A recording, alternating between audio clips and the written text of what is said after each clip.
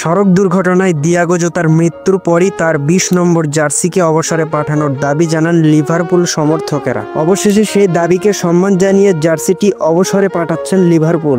আনুষ্ঠানিকভাবে ঘোষণা না দিলেও ইঙ্গিতটা আগেই দিয়ে রেখেছিলেন লিভারপুল। সড়ক দুর্ঘটনায় দিয়াগো জোতার মৃত্যুর পরপরই তার ২০ নম্বর জার্সিকে অমর করে রাখার ঘোষণা দিয়েছিলেন ক্লাবটি। সেই ঘোষণায় জোতার জার্সিকে অবসরে পাঠানোর বিষয়টি স্পষ্ট না করলেও অনেক ভক্ত সমর্থকই তেমনটি ধরে নিয়েছিলেন।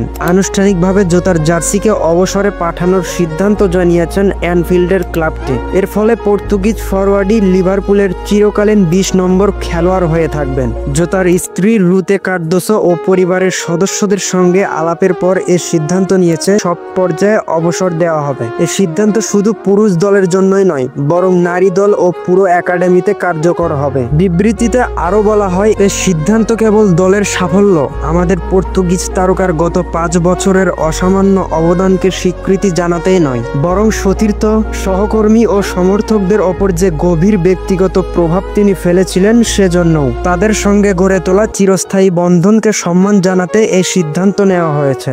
জোতার মৃত্যুর পরপরই অবশ্য লিভারপুলের সমর্থকেরা তার জার্সি অবসরে পাঠানোর দাবি জানান। সমর্থকদের আবেগকে বিবেচনায় নিয়ে সিদ্ধান্তটি নেওয়ার কথা জানিয়েছিলেন লিভারপুলের মালিকপক্ষ ফেনওয়ে স্পোর্টস গ্রুপের ফুটবল বিষয়ক প্রধান নির্বাহী মাইকেল এডওয়ার্ডস বলেন, ক্লাব হিসেবে আমরা আমাদের সমর্থকদের অনুভূতির প্রতি সম্পূর্ণভাবে সচেতন ছিলাম এবং আমরাও ঠিক একইভাবে অনুভব করেছি। এই সিদ্ধান্তে দিয়াগোর স্ত্রী রুতে ও তার পরিবারকে যুক্ত করা আমাদের জন্য অত্যন্ত গুরুত্বপূর্ণ ছিল এবং এটা নিশ্চিত করা জরুরি ছিল যে আমাদের এই সিদ্ধান্তের কথা তারা সবার আগে জানেন। এডওয়ার্ডস আরও বলেন, আমি বিশ্বাস করি লিভারপুলের ইতিহাসে এই প্রথম কোনো ব্যক্তিকে এমন একটি সম্মাননা দেওয়া হলো। সুতরাং বলা যায়